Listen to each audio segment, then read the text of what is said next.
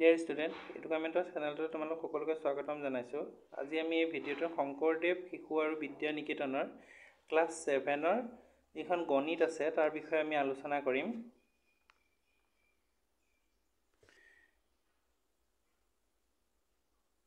আজি এই ভিডিঅ'টোত ক্লাছ 7ৰ 4 নম্বৰ লেচনটোৰ যিটো প্ৰথম এ আছে, লেচন 4 নাম্বাৰ এ, তাৰ বিষয়ে আমি আলোচনা কৰিম। তাৰপিছত তলত দিয়া প্ৰতিটো সমীকৰণৰ কাষত বন্ধনীৰ ভিতৰত দিয়া চলকৰ মানকেইটাৰ কোনটোৱে সংশ্লিষ্ট সমীকৰণ সিদ্ধ কৰে চোৱা। ইয়াত কৈছে যে 1 নম্বৰ প্ৰশ্নটোতে আমি যদি চাওঁ তেন্তে ইয়াত দিছে যে 3x - 3 = 0। ইয়াত বন্ধনীত দিছে, ইয়াত কি দিছে, xৰ মান কিমান হ'ব বুলি সুধিছে। xৰ মান 2 হ'বনে, xৰ মান 0 হ'বনে, xৰ মান 1 হ'ব, সেইটো আমাৰ ইয়াত উলিয়াব লাগে। অংকটো কৰি পেলাই আমি ইয়াত উলিয়াব লাগে যে ইয়াৰ মানটো কি হ'ব। এতিয়া ইয়াত আমি যদি কৰি চাওঁ, 1 নম্বৰটোত যদি আমি কৰি চাওঁ, প্ৰশ্নটোত দিছে যে 3x - 3 = 0। তেনে ইয়াৰ মানটো যদি আমি উলিয়াবলৈ যাওঁ তেনে কি হ'ব, আমি ইয়াত কৰি চাওঁ তাতে 3x = 0। ইয়াত যিহেতু ইয়াত মাইনাছ আছে, যদি ইয়াত মাইনাছ থাকে তেন্তে মাইনাছ থকাটো আমাৰ সমান চিহ্নৰ এইফালে যদি আহি যায় তেন্তে কি হয়, প্লাছ হৈ যায়, +3 = 3x আৰু 3 আৰু 0 যদি প্লাছ হয় তেন্তে কিমান পাম আমি, ইয়াৰ মান পাম 3। গতিকে ইয়াৰ x এইটো যিহেতু ইয়াত পূৰণ হৈ আছে তেন্তে ইয়াত কি হৈ যাব, এইফালে কি হৈ যাব, ইয়াত যিহেতু এই দুটাৰ 3 আৰু x পূৰণ হৈ আছে তেন্তে এইফালে কি হৈ যাব, 3/3, মানে এইটো চাইডে সোঁ চাইডে যদি আহি যায় তাতে সেইটো কি হৈ যাব, সমান চিহ্নৰ এইফালে আহি গ'লে কি হৈ যাব, এইটো মাইনাছত হৰণত আহি যাব। তেনে ইয়াক যদি আমি কাটাকৰি কৰোঁ কিমান পাম, 3 আৰু 3 যদি কাটা যায় তেন্তে কিমান হয়, ইয়াৰ মান ওলাই যায় 1। গতিকে xৰ মান কি হ'ব, xৰ মান হ'ব 1। আমাৰ শুদ্ধ উত্তৰটো কি হ'ব, xৰ মান হৈ গ'ল 1। এতিয়া 2 নম্বৰ প্ৰশ্নটো আমি যদি চাওঁ,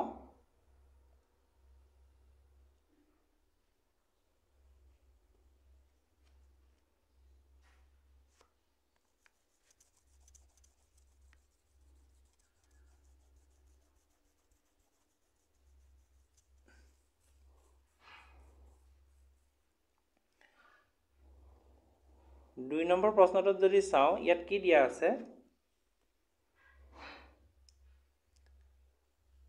2 নম্বৰ প্ৰশ্নটোত দিয়া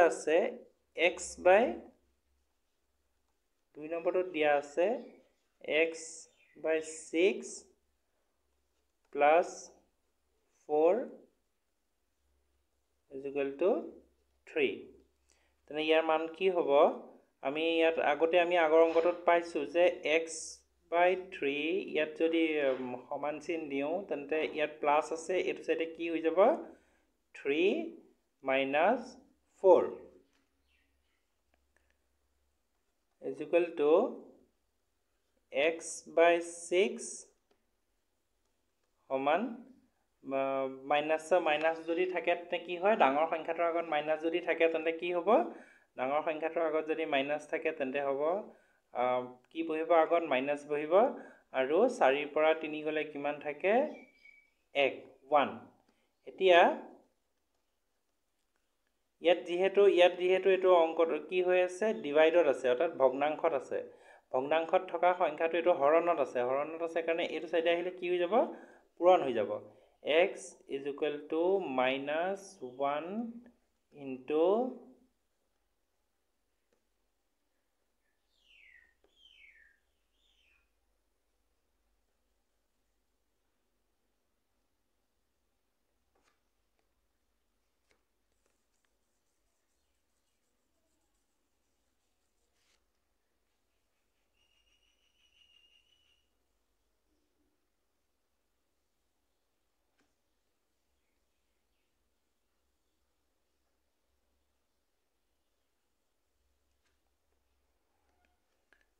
কি হৈ যাব,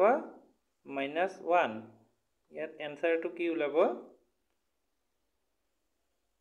এনসাৰটো ওলাব is equal to x সমান minus 1 into 6 ইয়াৰ এনসাৰটো কি ওলাব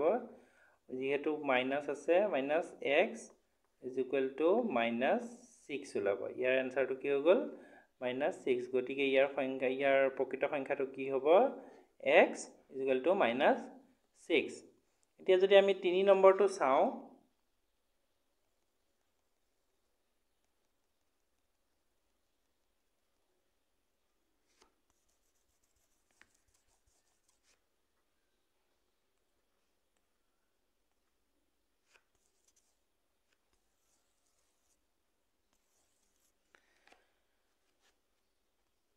3 নম্বৰ প্ৰশ্নটো যদি আমি চাওঁ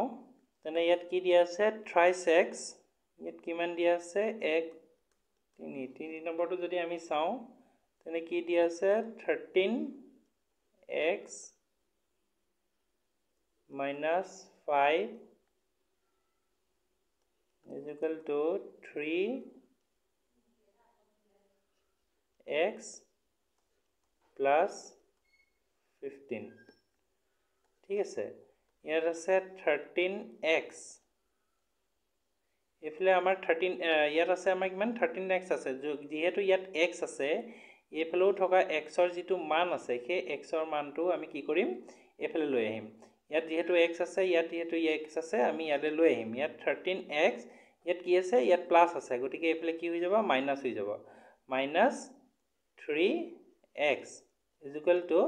ইয়াত কিমান আছে 5 আছে আৰু ইয়াতো সৰি ইয়াত 15 আছে এটো সাইডে 15 আছে আৰু এফলে আছে 5 ইয়াত থাকিব 15 আছে এফলে যেহেতু প্লাস সৰি মাইনাস আছে তাতে এফলে কি হৈ যাব এফলে আহিব ই হৈ যাব প্লাস 5 is equal to 13 আৰু 13x আৰু 3x যদি মাইনাস হয় তেনে কি হৈ যাব ই হৈ যাব 10x is equal to 15 আৰু 5 যদি প্লাস হৈ যায় কিমান হৈ যাব ই হৈ যাব 20 is equal to x এফলে যেহেতু পূৰণ হৈ আছে এফলে হৈ যাব হৰণ 20/10 আমি যদি দহৰে যদি আমি যদি 20ক যদি কাটো কিমান পাম 2 পাম গতিকে ইয়াৰ এনসাৰটো কি হৈ যাব x is equal to 2 ইয়াৰ প্ৰকৃত মানটো কিমান পাইছো আমি x is equal to 2 x ৰ মান কিমান হৈ গল 2 হৈ গল এতিয়া যদি আমি 4 নম্বৰটো চাওঁ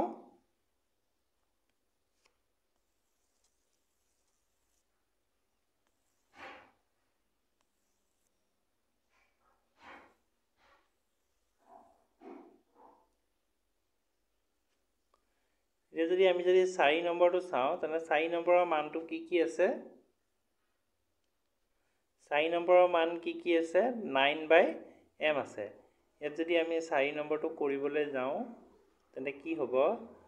9/m এছত দিয়া আছে প্লাস 2m/9 আৰু is equal to 9 is equal to m3 তে m3 আমাৰ এটো প্ৰশ্নটো দিয়া আছে তেন্তে ইয়াৰ আমাৰ এতিয়া এনসাৰটো কি হৈ যাব আমি যদি তলৰ দুটা যদি লখাগু লওঁ 9 আৰু 8 m ৰ যদি লখাগু লওঁ আমি কিমান পাম 9m আৰু ইহত দুটা কি হৈ যাব বজ্ৰপূৰণ হ'ব হয়নে 9 আৰু 9 যদি আমি বজ্ৰপূৰণ কৰো কিমান পাম 81 প্লাস m আৰু 2m যদি আমি প্লাস ইনটু কৰো তেনে কিমান পাম 2m square is equal to m/3 ইহত দুটাক আমি আকৌ এখিনি এতিয়া আমি এই সংখ্যা দুটা কি কৰিব লাগিব বজ্ৰপূৰণ কৰিব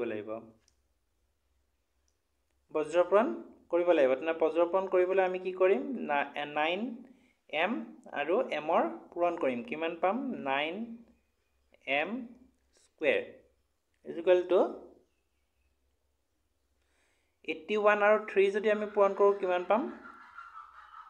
243 কিমান পাম 243 তাৰপিছত প্লাছ 3 আৰু m আমি যদি ইনটু কৰোঁ কিমান পাম 6m স্কুৱেৰ তেনে ইয়াৰ মান কি হ'ব 9m স্কুৱেৰ আৰু ইয়াত যেহেতু প্লাস আছে আমি স্কুৱেৰ m য'ত আছে সেইটো আমি কি কৰিম লেফট হ্যান্ড সাইডত লৈ আহিম এটা লেফট হ্যান্ড সাইডত আনোতে ইয়াৰ মানটো কিমান হ'ব ইয়াৰ যেহেতু সোঁ সাইডে গুছি সোঁ সাইডে বা বাওঁ সাইডলৈ আহিব তেনে ইয়াৰ মাইনাসটো কি প্লাসটো কি হৈ যাব এফালে আহি যাব এটো মাইনাস হৈ যাব 6m স্কুৱেৰ ইকুৱেল টু 243 এতিয়া 9m স্কুৱেৰ আৰু 6m স্কুৱেৰ যদি আমি যদি মাইনাস কৰোঁ তেনে কিমান পাম 3m স্কুৱেৰ পাম এটো ইকুৱেল টু 243 এতিয়া আমি ইয়াত m স্কুৱেৰ ইয়াত থাকিব আৰু এটো যেহেতু পূৰণ হৈছে 3 to m স্কুৱেৰ লগত পূৰণ হৈছে গতিকে এফালে কি হৈ যাব 243 বাই কি হৈ যাব হৰণ হৈ যাব এতিয়া 3 ৰে যদি আমি 243 যদি আমি কাটাকাটি কৰো ডিভাইড কৰো তেনে কিমান পাম 81 পাম গতিকে ইয়াৰ মানটো কিমান আছে m স্কুৱেৰ এটো কিমান হৈ যাব 81 ইয়াত যেহেতু ইয়াত m স্কুৱেৰ আছে ইয়াত যেহেতু আমাৰ m নাই হয়নে ইয়াত আমাৰ স্কুৱেৰ নাই গতিকে আমি ইয়াত আমাৰ কোনো ধৰণৰ স্কুৱেৰ নাই গতিকে আমি কি কৰিম ইয়াত আমি বহাম ইয়াত ৰুট ওভাৰ বহালে কি হৈ যাব এটা m উঠি যাব হয় না 81 root over equal to m ৰ মান কি হ'ব এতিয়া যদি আমি যদি ৰুট ওভাৰটো যদি উঠাই দিও তেনে কিমান হৈ যাব 9 9 গুণ 81 গতিকে ইয়াৰ মান কিমান ওলালে ইয়াৰ মান ওলালে 9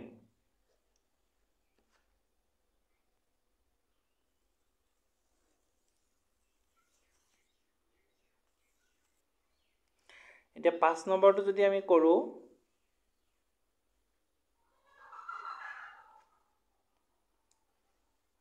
5 নম্বৰটো আমাৰ কৰিবলৈ গলে কি হ'ব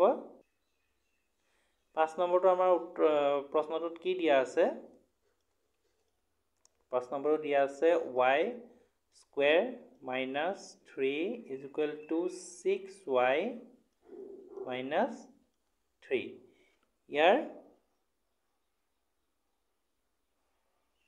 কৰিবলৈ গলে আমাৰ কি হ'ব এটো y স্কুৱেৰ আছে যেহেতু আমাৰ ইয়াতো y আছে ইয়াতো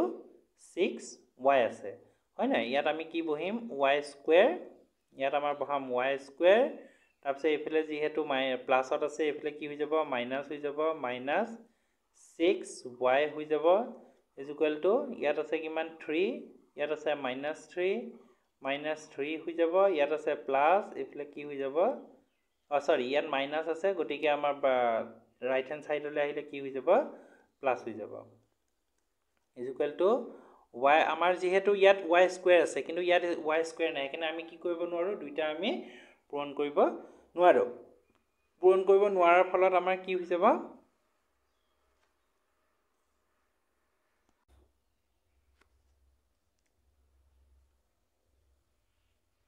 ইয়াত কি হ'ব আমি কি ল'ব লাগিব ইয়াত কমন ল'ব লাগিব y দুটা ইয়াত গতিকে ইয়াত y দুটা আছে ইয়াত ইনটু হৈ আছে আৰু ইয়াত y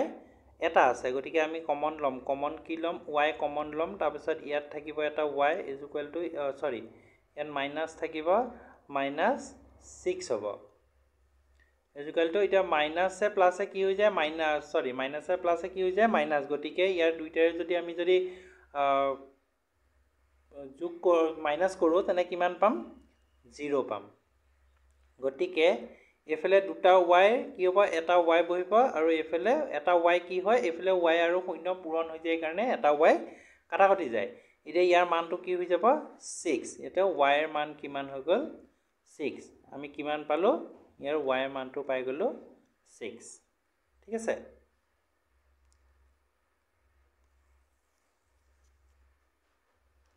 এতিয়া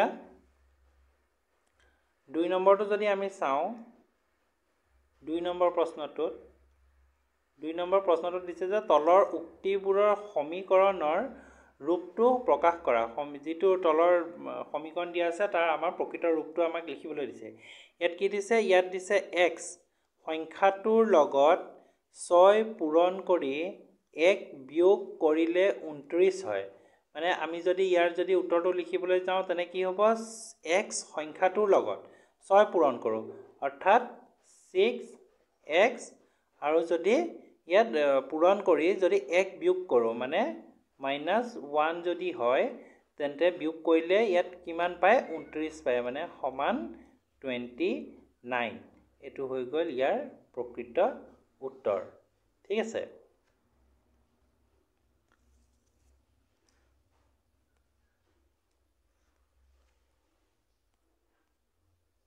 2 নম্বৰটো দিয়া আছে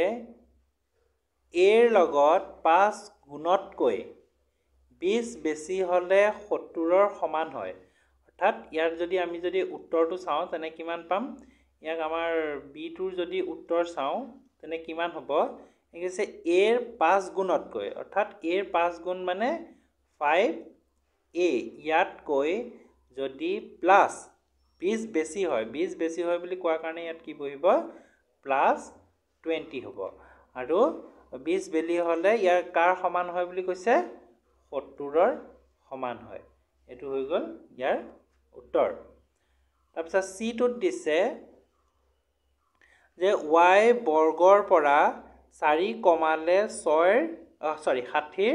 সমান হয় y বৰ্গ মানে কি হয় স্কয়াৰ কি হ'ব y স্কয়াৰৰ পৰা y বৰ্গৰ পৰা 4 কমালে অৰ্থাৎ -4 যদি হয় তেন্তে ইয়াৰ মান কিমান হ'ব বুলি কৈছে 60 হ'ব বুলি কৈছে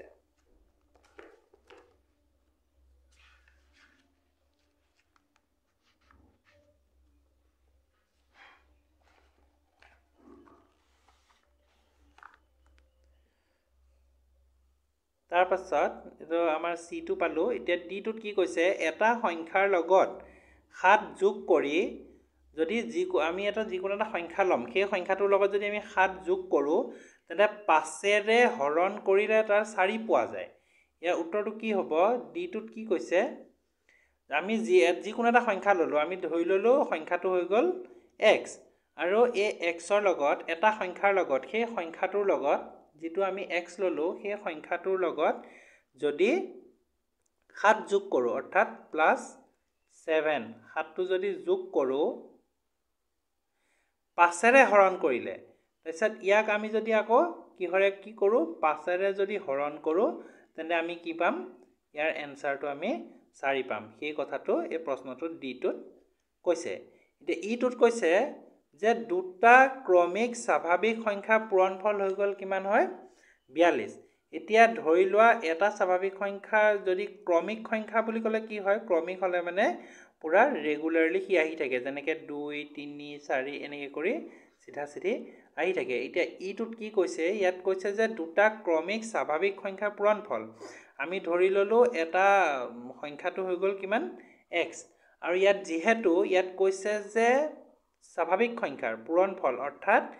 x ৰ লগত আমি কি ধৰিব লাগিব 1 ধৰিব লাগিব হয়নে এতিয়া দুইটা সংখ্যাৰে কি হৈছে পূৰণফল হৈছে এটা হৈ গল x আৰু এটা হৈ গল x + 1 ইহাত কেটা কি হৈছে পূৰণফল হৈছে এতিয়া যদি ইয়াক যদি আমি যদি ইয়াৰ এনসাৰটো আমি কিমান পাম তেতিয়া আমি ইয়াক কৰিলে মানে 42 পাম কি বুলি আমাৰ প্ৰশ্নটোত কৈছে যে 42 পাম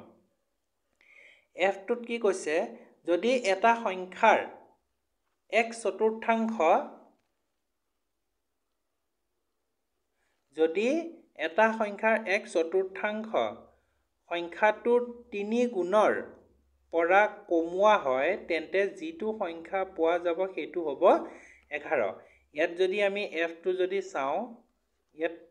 কি হ'ব লাগে ইয়াত কৈছে যে যদি এটা সংখ্যাৰ x চতুৰ্থাংশ সংখ্যাটোৰ 3 গুণৰ পৰা যদি কমোৱা হয় তেনে হয় 3 গুণৰ পৰা কমোৱা হয় 3 গুণৰ পৰা কমোৱা হয় বুলি কোৱাৰ কাৰণে কি বহিব প্ৰথম বহিব 3x 3 গুণৰ পৰা আমি সংখ্যাটো ধৰি ললো কি হয় x আৰু ধৰি লোৱা সংখ্যাটোৰ লগত 3 গুণৰ পৰা কৈছে কাৰণে 3x আগত বহিব সাত মাইনাস কি হ'ব যদি এটা সংখ্যাৰ x চতুৰ্থাংশ যদি সেই সংখ্যাটোৰ পৰা যদি x চতুৰ্থাংশ লওঁ তাৰ মানে x ৰ পৰা যদি মাইনাছ কি কৰোঁ 4 কৰোঁ তেনেহ'লে আমি কিমান পাম ইয়াৰ এনসাৰটো পাম 11 হয়নে 11 পাম বুলি আমাক প্ৰশ্নটোত কৈছে ঠিক আছে